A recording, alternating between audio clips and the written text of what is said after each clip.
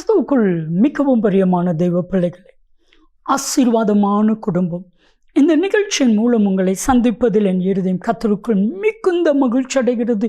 உங்கள் எல்லாரையும் இயேசு கிறிஸ்துவின் இன்பை நாமத்தினாலும் கிராஸ் டிவி ஊழியங்கள் சார்பாக என் அன்பின் வாழ்த்துக்கள். இன்றைக்கும் சம்பன் குளம் என்கிற பகுதி, இது நெல்லை மாவட்டத்தில் இருக்கிறது. இதிலிருந்து ஜெபிக்க கேட்ட சகோதரர் அந்தோணி அவங்களுடைய குடும்பத்திற்காக ஜெபிக்க போகிறோம். அவங்க கேட்டுக்கொண்ட ஜெப விண்ணப்பம், என்னுடைய மனைவி சாந்தி முகத்தில் அலர்ஜி, அது நிமித்தமாக வீக்கம், பலவிதமான பலவீனங்கள், இது நிமித்தமாக ஊறல், இதெல்லாம் மாறணும், அந்த அலர்ஜியெல்லாம் சுகமாகணும் அப்படின்னு கேட்டிருக்கிறாங்க. என்னோடு இணைந்து ஜெபிப்பீர்களா? உங்களுக்கும் கர்த்தர் அற்புதத்தை செய்வார்.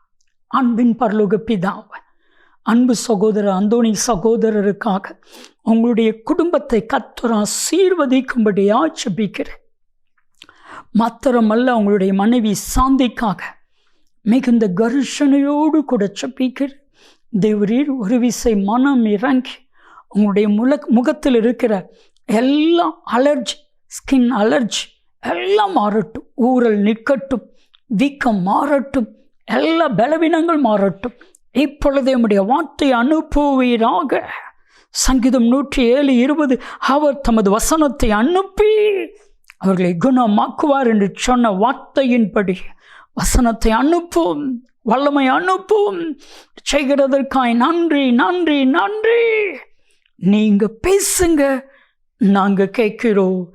இயேசு கிறிஸ்துவின் நாமத்தில் ஜெபிக்கிறோம் ஜீவனுள்ள பிதாவே, ஆமென் ஆமென்.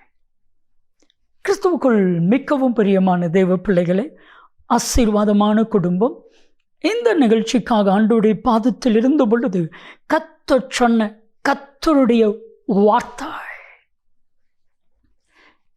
இது எனக்கு லேசான காரியம், இது தேவனுக்கு லேசான காரியம். மனுஷனுக்கு எதெல்லாம் மிக மிக கஷ்டமான காரியமாக தோன்றுதோ அது எல்லாம் தேவனுக்கு ரொம்ப லேசான காரியம். ஆசா ஒரு ஜெபம் பண்ணுறான். ஏன்னா ஆசாவால் யுத்தம் பண்ண முடியாது, நிச்சயமாக ஆசா தோற்று போவான். ஆசால இதை செய்ய முடியாது. ஆனால் ஆண்டவர்கிட்ட ஜெபிக்கும் பொழுது 2 நாளாகமும் 14:11 ஆண்டவரே, பலன் உள்ளவனுக்காகிலும் பலன் இல்லாதவனுக்காகிலும் உதவி செய்வது உமக்கு லேசான காரியம். என் அன்பு தெய்வ பிள்ளைகளே, எல்லாரும் விசுவாசிங்க, எல்லாரும் நம்புங்க. உதவி செய்வது தேவனுக்கு லேசான காரியம். நம்ம நினைப்போம்ல, ஒரு பெரிய பணக்காரன்ட்ட நம்ம போய் ஒரு சொற்ப பணம் கேட்டு உதவிக்காக போகிறோம். அந்த பெரிய பணக்காரனுக்கு கொஞ்சம் பணம் கொடுக்கறது என்ன காரியம்? லேசான காரியம். ஆனால் அந்த பெரிய பணக்காரன் அந்த கொஞ்சம் பணம் கொடுத்து உதவி செய்வான் அப்படின்னு நீங்கள் நம்புறீங்களா? நீங்கள் எண்றீங்களா? நம்மளை அற்பமாக எண்ணி, நம்மளை சாதாரணமாக அற்பமாக எண்ணி நம்மளை வேதனைப்படுத்திடுவான். ஆனால் தேவனுக்கு தான் அது லேசான காரியம். இன்னைக்கு சொல்லுங்க, ஆண்டவரே, மனுஷங்க இதை நினைக்கலாம், மனுஷங்க இதை செய்கிறது எப்படி அப்படின்னு யோசிக்கலாம். ஆனால் என் தேவனுக்கு அது லேசான காரியம். உதவி செய்வது ஆண்டவருக்கு ரொம்ப ரொம்ப லேசான காரியம். தாவீது இது லேசான காரியமா அப்படின்னு சொன்னதை கர்த்தர் அதை நிறைவேற்றினான். ஒரு முறை தாவீதை கொல்லணும் அப்படின்னு சொல்லி சவுல் தீர்மானிக்கிறான். வஞ்சகமாக தாவீதை நிறைய தலைவர்களை அனுப்பி, ஞானிகளை அனுப்பி, சவுல் ராஜா தாவீதை உன்னை மருமகனா ஏற்றுக்கொள்ளணும் அப்படின்னு விரும்புகிறாரு அப்படின்னு சொன்ன உடனே 1 சாமுவேல் 18:23 தாவீது சொல்லுகிறான், இது என்ன லேசான காரியமா? சவுல் ராஜாவுக்கு மருமகனாக மாறுறது லேசான காரியமா? ஆனா தேவனுக்கு அது லேசான காரியம். ஒரு ஆடு மேய்க்கிற ஒரு மனுஷனை ராஜாவுடைய மருமகனா கத்த மாற்றிட்டாரே. ஆண்டவருக்கு அது லேசான காரியம். ஒரு உண்மை சம்பவம் நான் சொல்றேன். தூத்துக்குடி மாவட்டத்தில் ஆறுமுகநேரி என்கிற ஒரு கிராமம் ஒன்று இருக்குது. அந்த ஆறுமுகநேரி என்கிற கிராமத்தில் ஒரு ஏழை குடும்பம் மனைவி இறந்தது நிமித்தமாக தன்னுடைய மகனுக்கு, அம்மா அம்மான்னு தவிக்கிற மகனுக்கு இன்னொரு திருமணம் செய்து கொடுத்தாங்க. அம்மாவும் வேணும். திருமணம் முடிஞ்சு புது அம்மா, நீ அம்மானு சொல்ல. இவன் ஆசையோட அம்மான்னு சொன்னா ஒரு கிள்ளுனாங்க. அப்படியே அப்படியே அந்த பையனுடைய இருதயம் ஒட்டஞ்சிச்சு.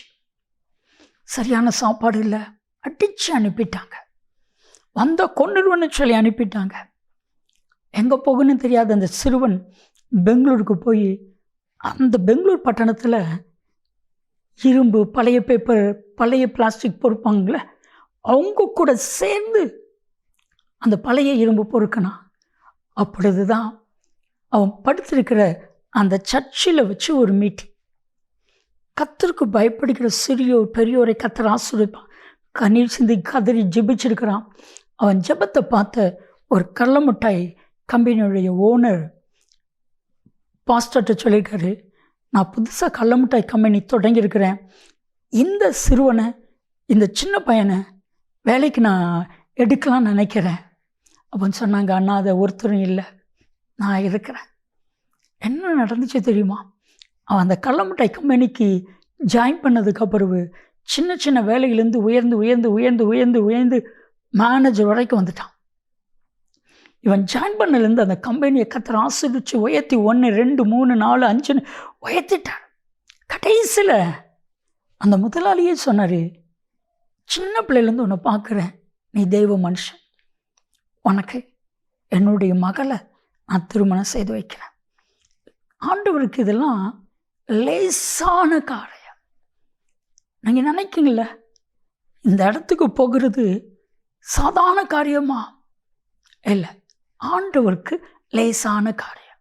நீங்கள் விரும்பணும், இது எனக்கு வேணும். ஆண்டவரத்தில் கேட்கணும், இது எனக்கு வேணும். வரக்கூடாத காரியம் என்ன இருக்குது? நீங்கள் வாஸ்து பாருங்கள். 2 ராஜாக்களின் புத்தகம் 20வது அதிகாரம் 10ஆம் வசனத்தில் எசேக்கியா ராஜா சொல்கிறான், 10 பாகையும் முன் செல்றது சாதாரண காரியம், லேசான காரியம். அதே இது பின்னாடி போகிறது, எனக்கு ஒரு அடையாளம் வேணும், பின்னாடி போகணும். என் அன்பு தெய்வ பிள்ளைகளே, விஞ்ஞானிகள் சொல்லுகிறார்கள், ஒரு நாளை சரித்திரத்தில் காங்கலன்னு சொல்லிட்டேன். இது நிமித்தமாய் ஒரு நாள் குறைந்து விட்டது. ஆண்டவர் சர்வ வல்லமையுள்ள தேவன், உதவி செய்வதற்கு சாதாரண காரியம். ஜெபிக்கலாமா? அன்பின் தகப்பனே, இந்த நிகழ்ச்சியை பார்த்து கொண்டிருக்கிற ஒவ்வொருவருக்கும் உதவி செய்வது மக்கள் லேசான காரியம். அப்படியே செய்தரலாம்.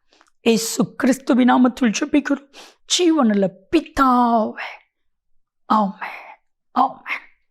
நன்மையும் கிருபையும் ஆசீர்வாதங்களும் நிச்சயமாக உங்களை தொடரும். ஆமென், ஆமென்.